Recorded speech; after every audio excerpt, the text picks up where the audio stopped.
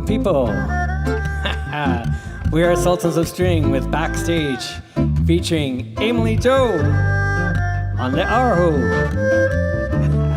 I'll be with you in just a couple of minutes. While we just wait to get warmed up, let us know in the chat where you're watching from. Love knowing who you are.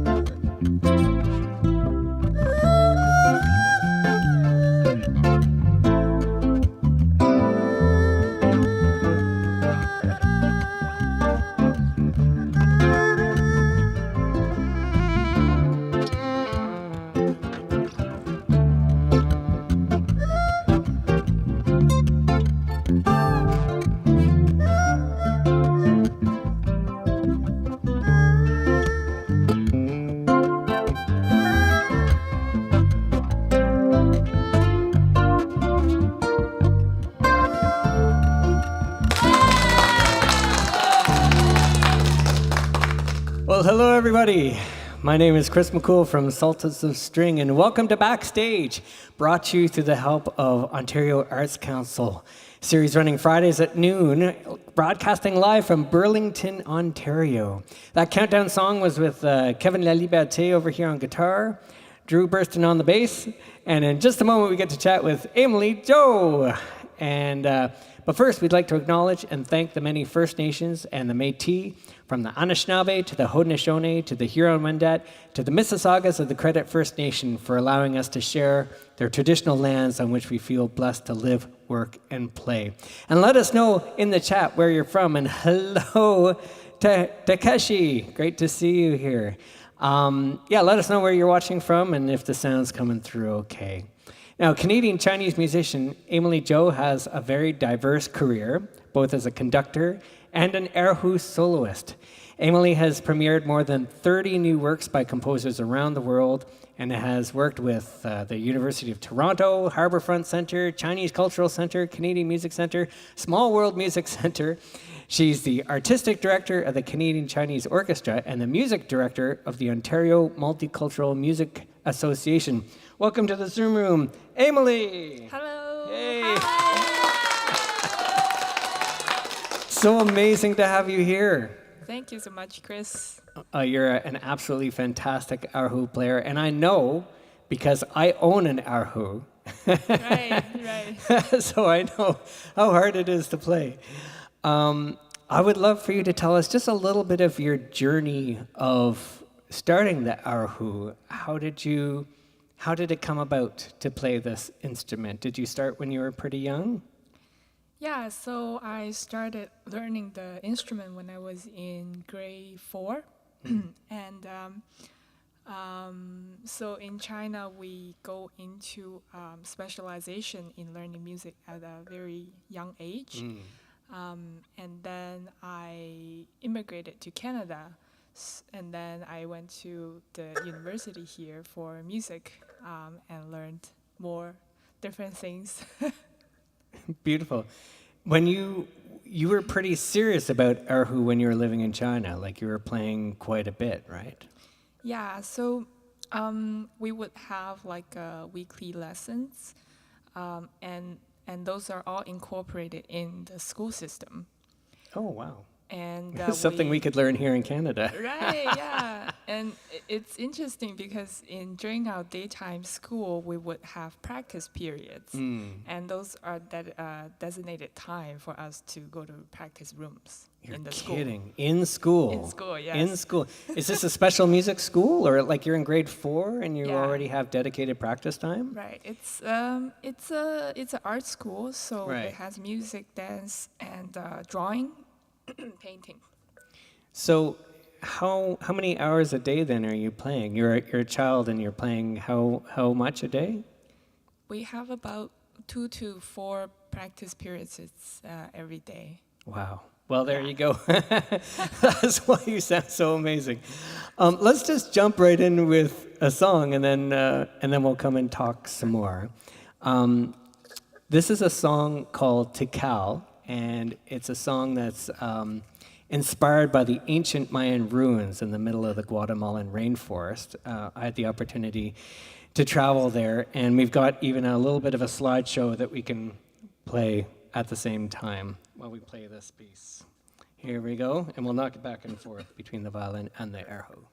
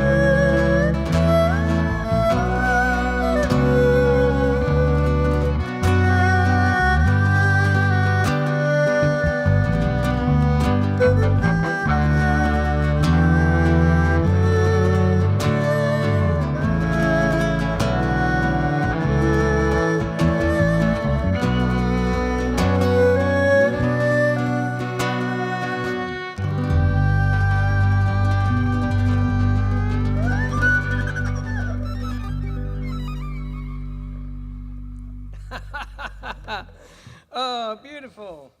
Oh, what an amazing player you are. What an honor to have you here with us playing that song.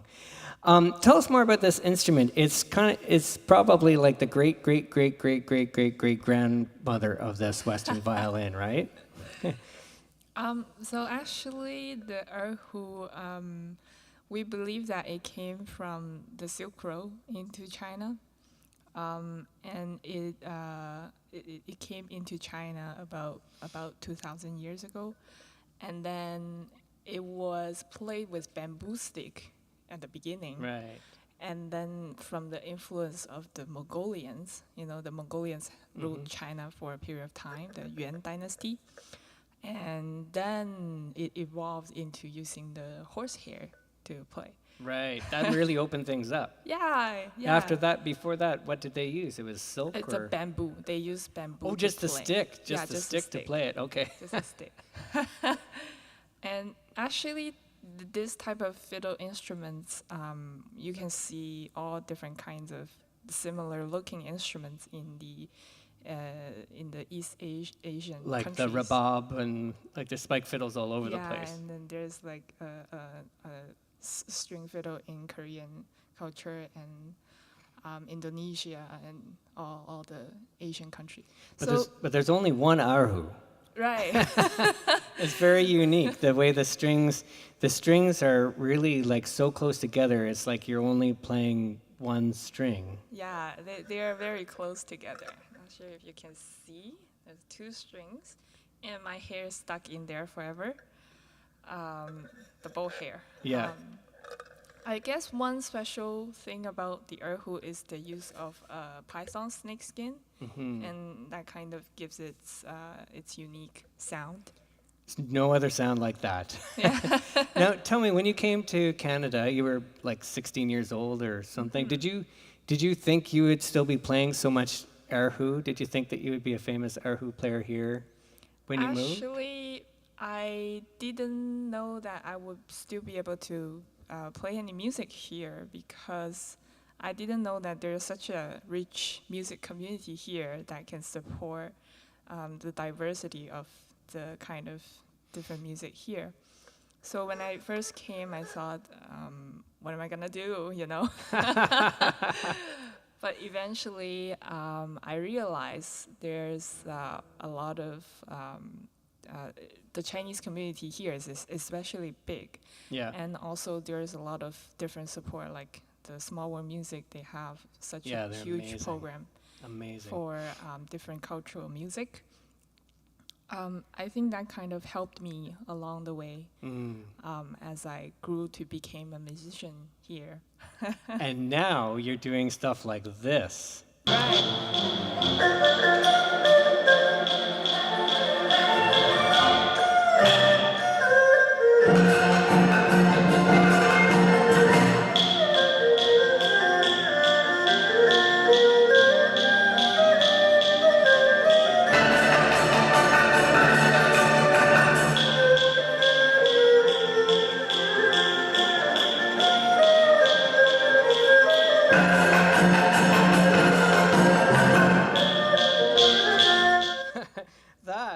That is amazing, playing the erhu with a whole orchestra.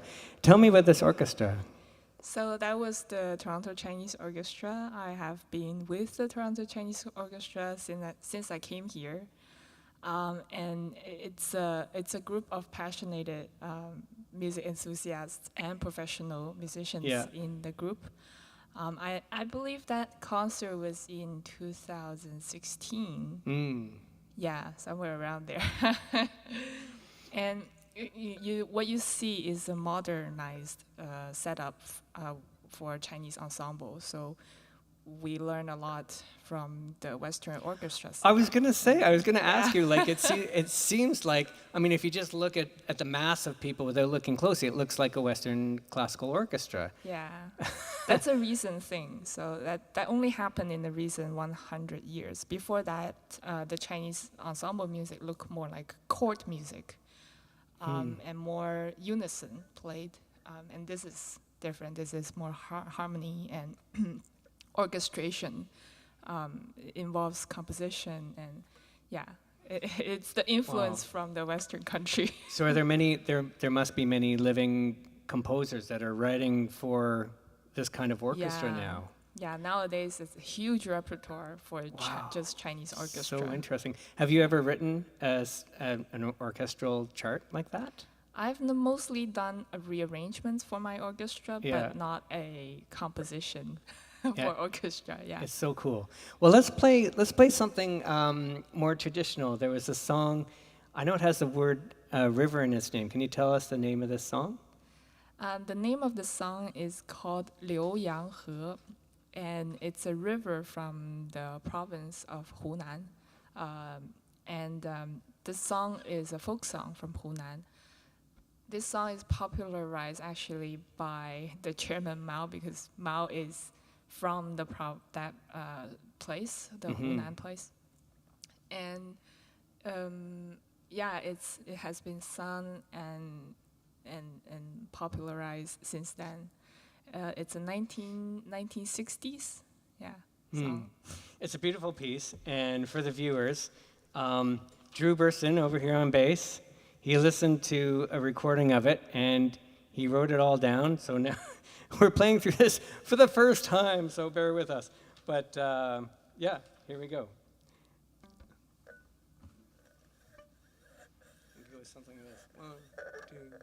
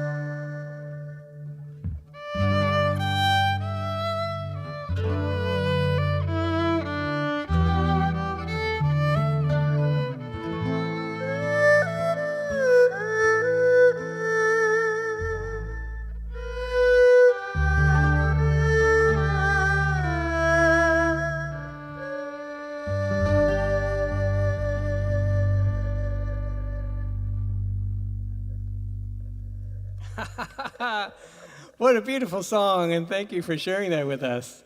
Well, thank you for playing with me. I have something else. This is like show and tell with Emily because she's so amazing. Check this video out.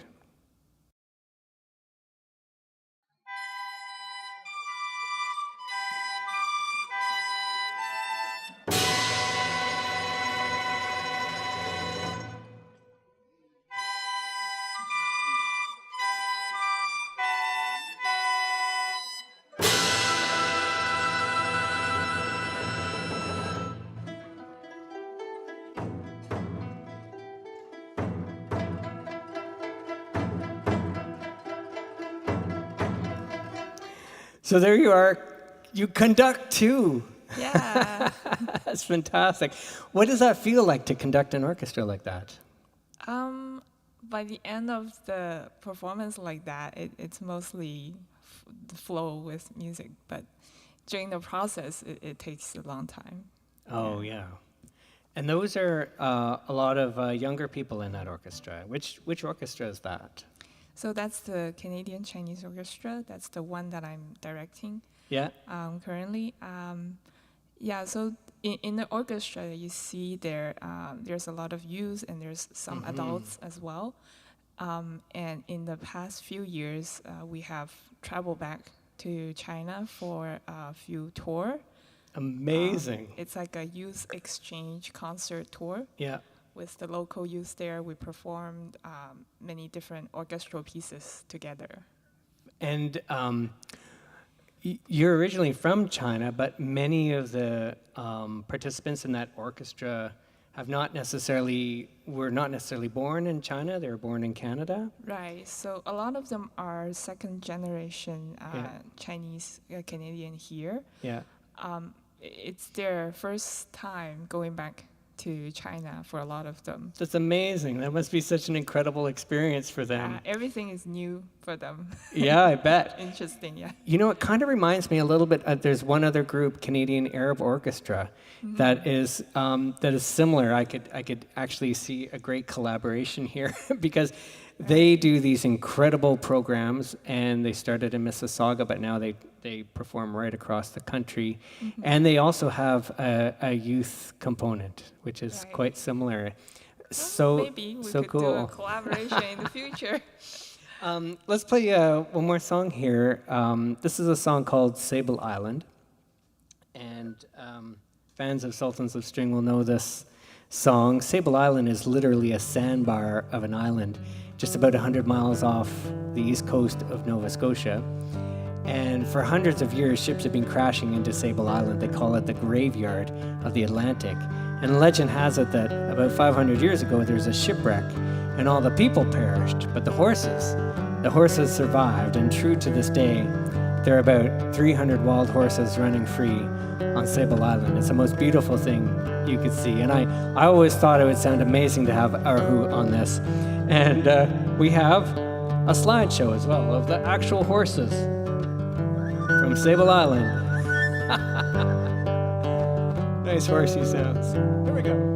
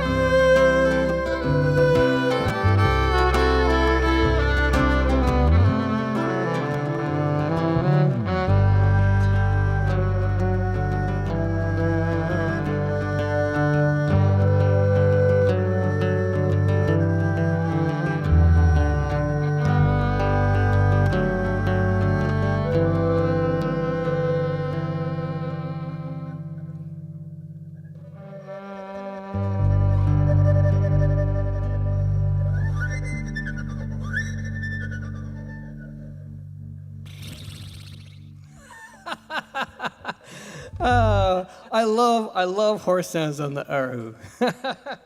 That's the best. Now, there's another project you're involved in called the Borderless Project, and I learned about it through our mutual friend Padide, who was on Backstage a few weeks ago. And it's just, oh, I even have a picture of it here. Yeah, check it out. Some really cool 5 women playing really beautiful instruments from Asia. And I was wondering if you could just tell me a little bit about the Borderless Project. What's it like to create music with other musicians when you come from very different musical cultures, and yet you can create something together? So the whole process is quite complicated. We had the initial meeting. There's a percussionist, Noor. She's from Syria. Yeah. And Padide, she's from Iran, and me from China. Roa Lee from Korea, and Heidi from playing a Japanese instrument. She's from Hong Kong. So initially we had to get together, and then we have to think about, brainstorm what kind of pieces that we will play together. A lot of us have brought in something from our own culture, and many of us actually composed for this project. So we had to learn about each other's instruments, what's the sound quality of the instruments, and what's the limitation of those instruments. And then we had to go home and do our own work and write the piece or make the arrangements. And when we get together again, then we go through these pieces, and then we talk about them, what they mean, how can we play better, how can we, mix the sound better, how can we, perform as a, sound as a group. And that's the whole process of the whole project. And it's super fun to learn about different instruments. Yeah, it's so interesting. And did you was there any time where you were trying something and it just didn't work because the keys, didn't work well with one instrument to another instrument, or was it all just like everyone is just so... There was one interesting thing that when we were rehearsing, Heidi was playing a Japanese flute, and the flute is very, it has a huge pitch fluctuation, and she is constantly adjusting to our pitch, and that's something that we had to all learn. And everyone's learning process is a little bit different from different culture. For example, with Iranian music, there's a lot of improvisation involved.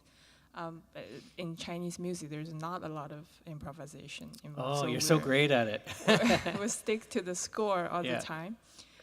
So that part is also a process, to get used to. For some pieces, there's improvisational parts where we have to kind of work out what's going on. And for other places, we're kind of teaching each other what the melody should sound like in our own view or in our own perspective on the kind of music that we're bringing. Yeah, so it's very interesting. Oh, look at this. One of your students is here. Oh, nice. Oh, yeah, she is very good. In fact, I have. Oh, nice. I have an erhu. And I was hoping that after the backstage, you could, hold on. This is really hard to play unless you got your leg propped up.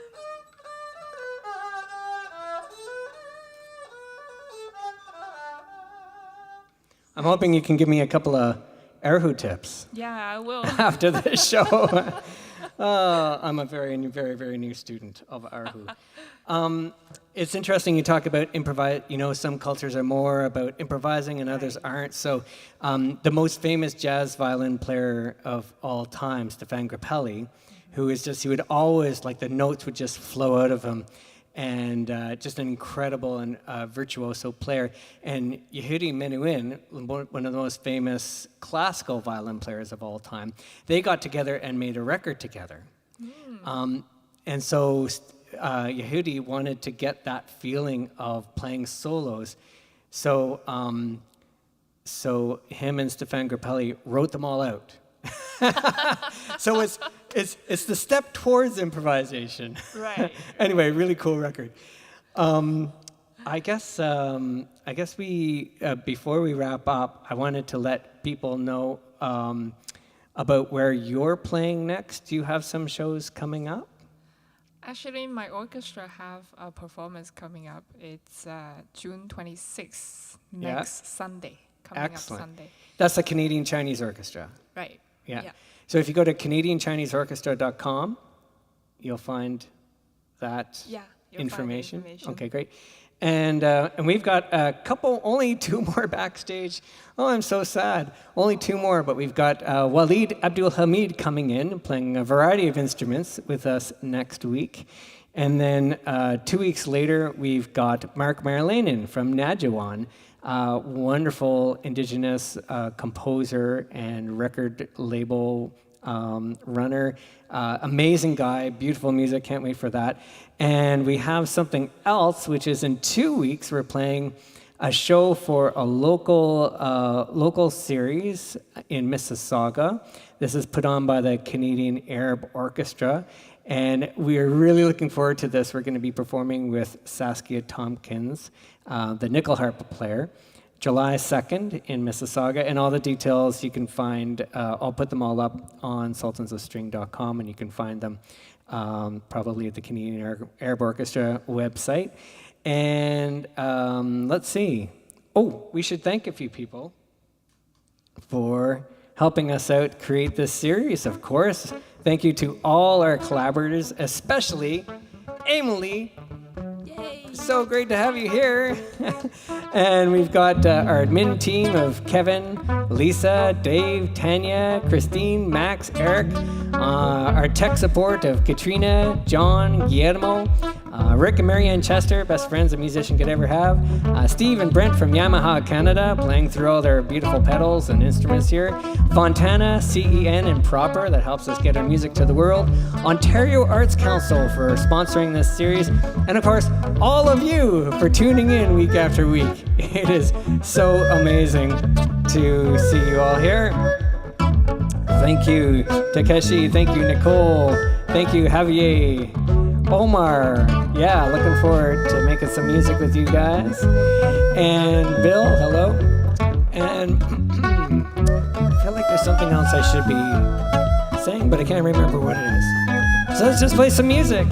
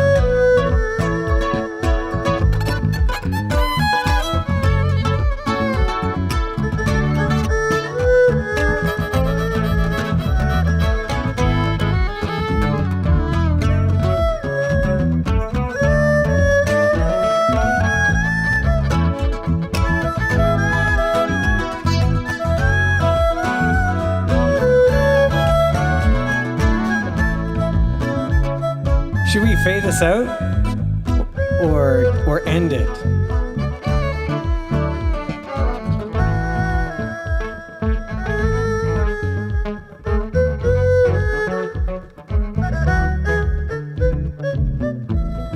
Looks like we're going for a fade.